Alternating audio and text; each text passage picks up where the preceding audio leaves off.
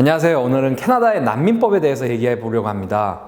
캐나다의 난민법이 한국 분들에게는 사실 딴 나라의 얘기 같아질 수도 있는데요.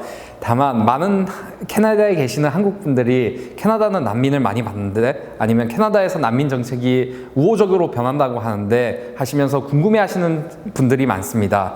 그리고 생각 외로 이 난민 신청을 통해서 캐나다에 오시려고 하신 한국 분들도 꽤 있고요. 그래서 오늘은 이 난민법에 대해서 얘기해 보려고 합니다. 난민은 어디까지나 자의가 아닌 타의로 본인들의 고향을 떠날 수밖에 없는 상황에 놓여진 사람들입니다. 다만 반대로 이민자들은 자의로 고향을 떠난 것이 되겠죠.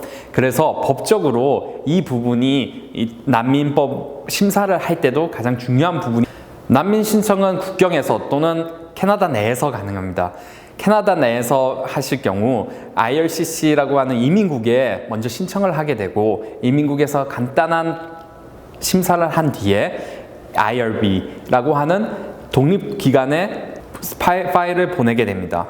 IRB라고 하는 이 독립기관에서는 캐나다 난민 신청자에 대해서 심사를 열게 됩니다. 캐나다 난민 신청자의 심사는 캐나다 정부하고는 독립된 제3의 기관에서 하는 거기 때문에 객관성을 보장합니다. 다만 난민 신청자에 따라 캐나다 정부에서, 법무부에서 이 난민 신청자는 받아줄 수 없다고 본인들도 참여하겠다고 하여 심사를 받을 때 상대편으로 나올 수도 있습니다. 청문회 날짜가 나오면 모든 서류들을 준비한 뒤 청문회에 참여하게 되고, 여기서 난민 신청이 accept가 될 수도 있고 또는 거절이 될 수도 있습니다. 거절이 될 경우 RAD라고 하는 어필을 한 번 더 할 수가 있습니다. 이 난민 심사에서 가장 중요한 것은 얼마나 객관적으로 내가 가진 위험을 심사관에게 보여줄 수 있느냐입니다. 객관적인 증거를 가지고 내가 캐나다를 떠날 경우 생명의 위험이 있다는 것에 대해서 심사를 받게 됩니다.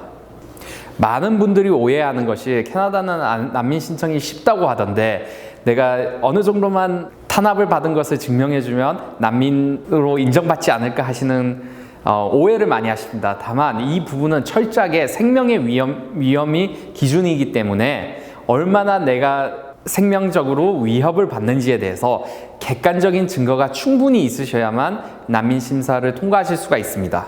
법적으로 난민 신청자는 난민 신청을 하는 순간 컨디셔널한 강제 출국 명령을 받게 됩니다.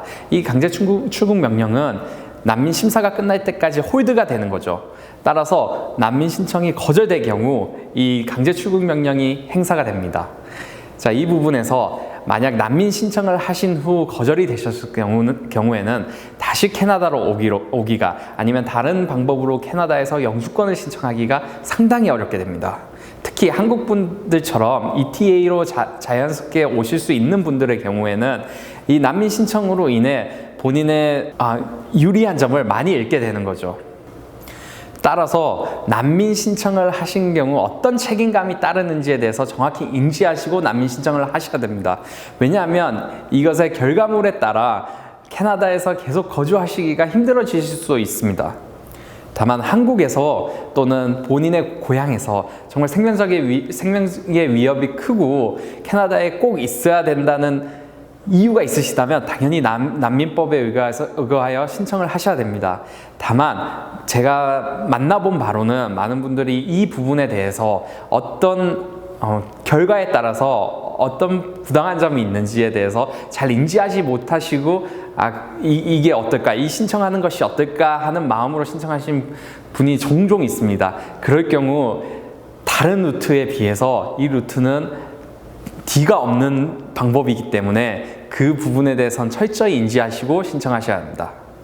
다시 한번 말씀드리지만 한국 국적을 소지하시는 분들 중에 난민 신청이 무조건 되지 않는 것은 아닙니다.